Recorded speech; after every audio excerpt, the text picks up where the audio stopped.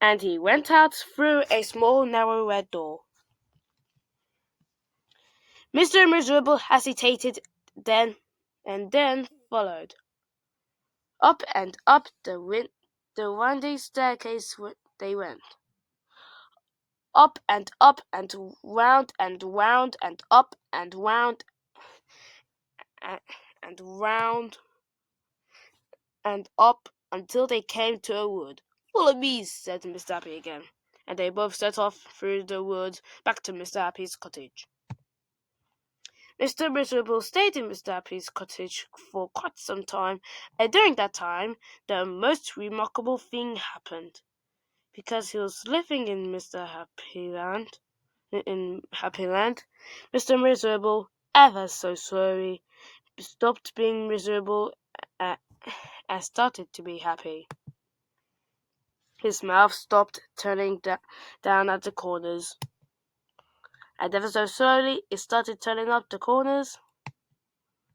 And eventually, Mr. Miserable did something that he never done in his whole life. He smiled, and then he chuckled, which turned into a giggle, which turned into a laugh, a big, boomy, hearty, huge, giant, large, enormous laugh. Ha ha ha ha ha! And Mr. Happy was so surprised that he started to laugh as well, and both of them laughed and laughed. They laughed until their sides hurt and their eyes watered.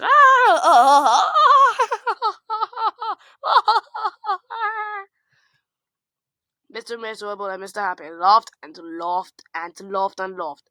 They went outside and they still laughed. And still they laughed. And because they were laughing so much, everybody who saw them started to laugh as well.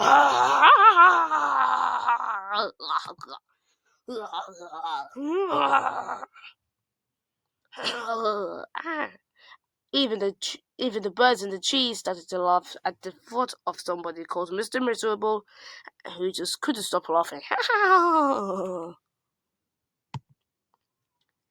And that's really the end of the story, except to say that if you feel as miserable as Mr. Miserable used to, you know exactly what to do, don't you?